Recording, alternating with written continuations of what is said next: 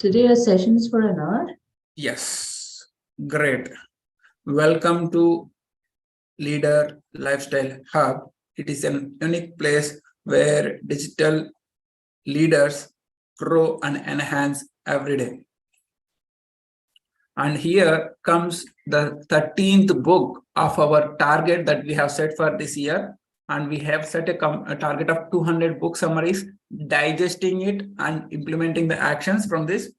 And the name of the book that we have today is Green Illusions, written by Ozzy Zener. And the tagline of this book is The Dirty Secrets of Clean Energy and the Future of Environmentalism. So let us see deep dive into this particular book summary and what we can take from this book and implement in our life. Let us see small information about the author. Ozzy Zener is an author and visiting scholar. He was the author of Green Illusions, The Dirty Secrets of Clean Energy and the Future of Environmentalism, and co-producer of environmental documentary, which was released in 2019. And the name of the documentary is Planet of the Humans. Let us see the targeted audience of this book. The 62-year-old who wants to become more informed about the truths behind the fight against climate change. The 29-year-old, young like me, who wonders if renewable energy sources are actually all they are cracked up to be. And anyone who is concerned about our planet and who wants to help heal it. Green Illusions will open your mind to the true nature of our problem with green energy by explaining the potential dangers and inefficiencies of alternative energy sources like wind energy, hydrogen energy, solar energy, and nuclear energy, and identifies the real culprit of energy crisis, current situation or current world, and we need to stop the culprits to generate the energy resources for the further generations. Let us see the powerful quote from Ozzy Zener. Peace is not an easy prospect. It requires greater bravery than does conflict. Remember this powerful statement. Peace is not an easy prospect. It requires greater bravery than does conflict. More and more people of today are starting to push for modern societies to go green.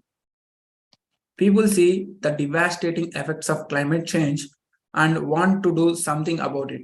Right now, a lot of environmentalistic hype is around alternative source of energy such as solar energy or wind energy. We want to drop harmful fossil fuels and run to these other types of energy. But do we consider if they are really the solution we think they are? In this book, the author gives us a fresh take on how we can save our planet. So that is the reason I have selected this book today. We can save our planet with our actions. Shockingly, much of the hype around alternative energy is overrated. The truth is, all types of sustainable energy sources have serious drawbacks that no one is talking about. He is not anti-green, but rather he wants all of us to take responsibility towards planet. He will help you realize that as putting hopes on new technological solutions to environmental problems. We have lots of advancements in the technology. So why can't we include the technological solutions to environment problems? That's what the thinking of the author. And it is likely an excuse that you will allow us to keep up our excessive material lifestyles. I mean, if we really cared about our planet, wouldn't we start with our own constant consumption? Let us see the small review. I'm really on the fence about Green Illusions. On one hand, these ideas bring up an important mindset of questioning that we should take into our plans and efforts to heal our planet from the harm that we have done to it. Really, we have done lots of harm to our planet. whether consumption of electricity, whether it's consumption of plastic, whether it over usage of the resources. Anywhere, we are the responsibilities for harming the planet. So why can't we correct the mistakes? But on the other hand, it felt like there were a lot of assumptions made and some claims and ideas in this book that just seemed too radical to work. So let us see top 3 lessons that we can take from this book. Producing alternative energy sources like wind is not sustainable. Isn't sustainable. The real problem with our energy crisis is that we demand a lot of it. We use it more than we create it. With the help of our government, we could enact laws that can help us to take better care of our planet. Is your renewable energy all is cracked up to be? Let's get right to these lessons and find out how it will help us. Lesson number 1. Find wind and other energy resources are sustainable, but producing them is not always. Remember, wind and alternative energy resources are sustainable, but producing them is not always. So what could be wrong with that? One of the biggest problems with these energy sources is that the equipment and the processes to actually produce power are not so renewable. Like you do recharge for mobile, the energy resources are not getting renewable to produce the power. Let us take an example. A hydrogen powered car might seem like the perfect solution for making our transportation green. These cars get their power from a hydrogen fuel cell that only emits water. But the hydrogen production for the fuel cell needs significantly more energy than the cell itself can provide. This is because refrigeration and high pressure, which needs huge amounts of energy, are the only way to convert hydrogen gas into liquid. Wind energy comes with similar problems. The wind might be free and renewable, but the turbines that turn the wind into the energy are not. When you actually look at the energy it takes to produce and transport the energy, you see that wind turbines actually need a lot of conventionally produced energy. And while people might argue that it leaves less of a carbon footprint, they had been wrong. The carbon dioxide emissions, the CO2 emissions that happen during the production of turbines are so high. That is the reason carbon footprint is often as much or more than conventional energy. One thing you need to remember is whatever wind energy or solar energy sources are there, they are sustainable for long term, but producing them is not always sustainable.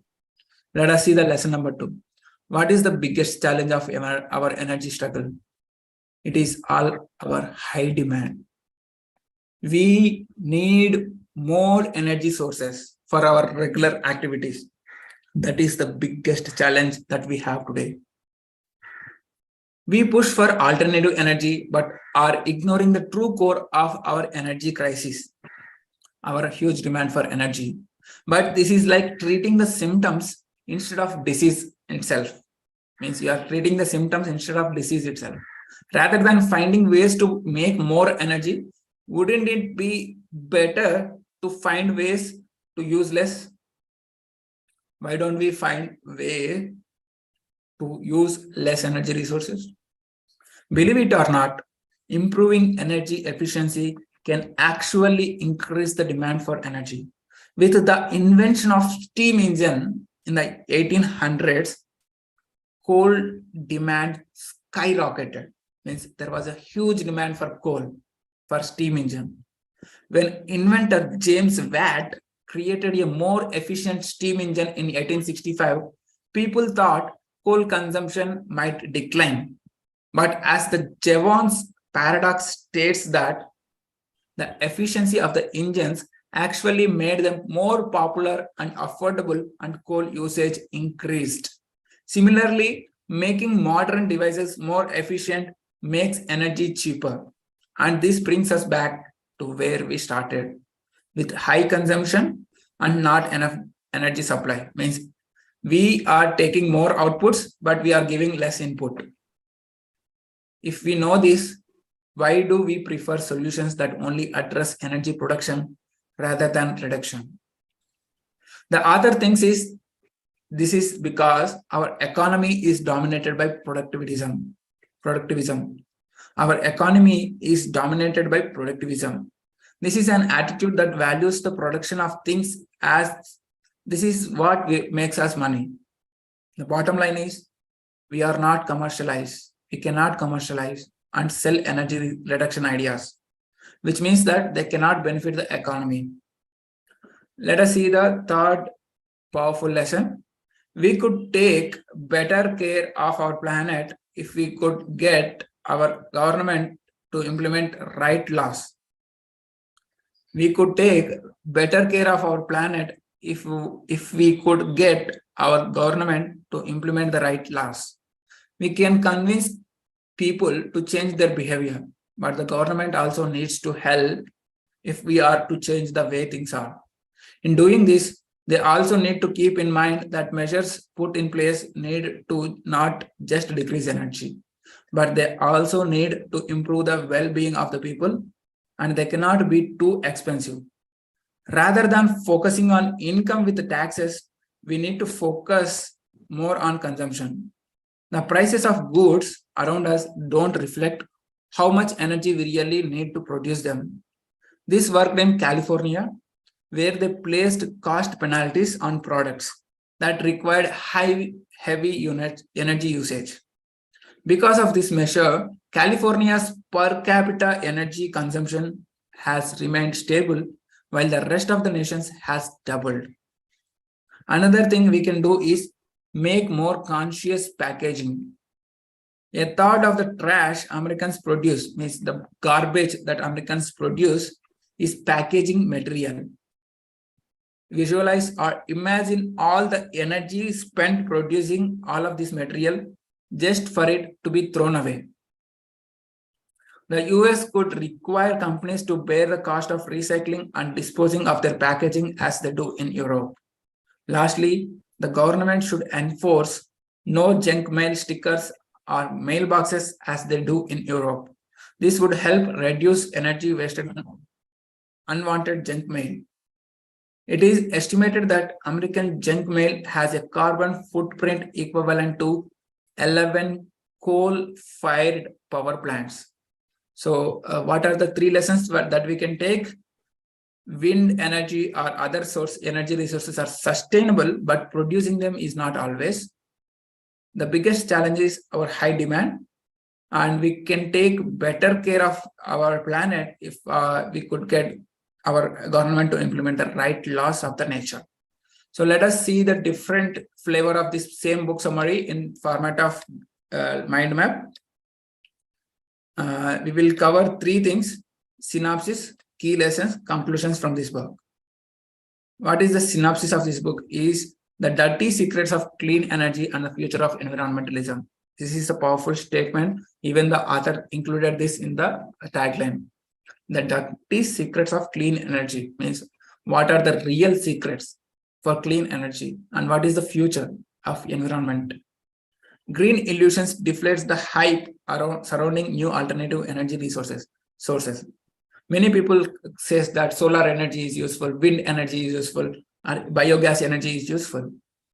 But this book will remove all the hype over there. It also explains why, if we truly care about the environment, we should focus on changing our own excessive consumer behavior.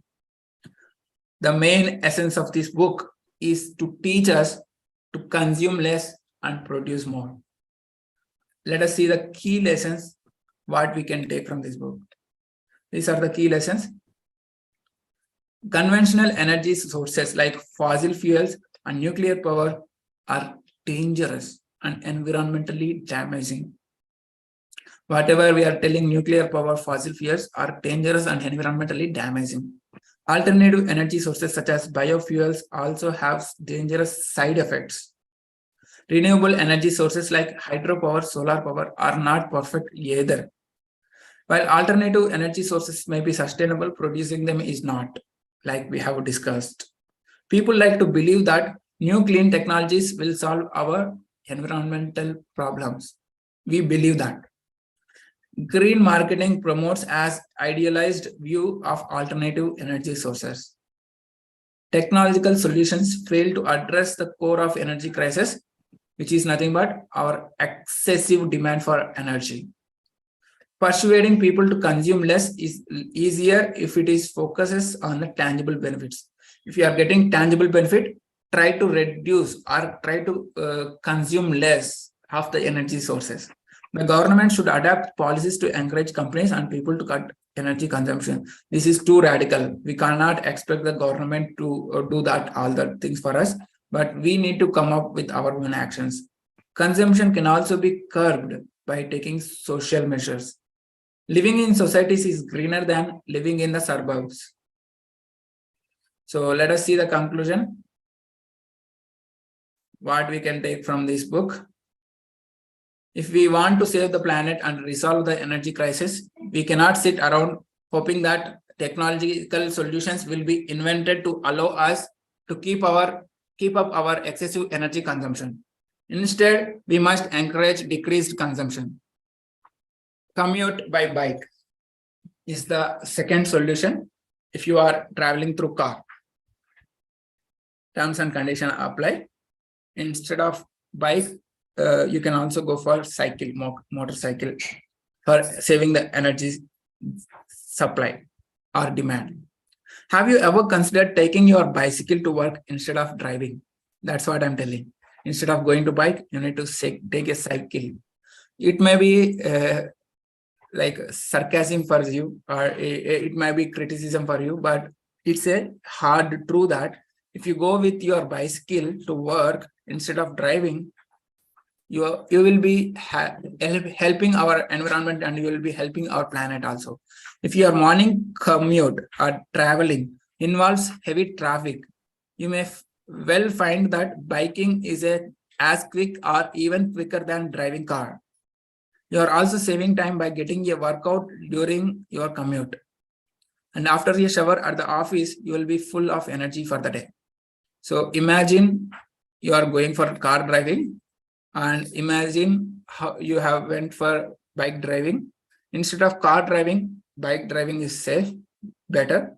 Instead of bike driving, going on bicycle is more and more useful for our environment. Think about our environment and try to give back to our planet. See you in another book summary. Until then,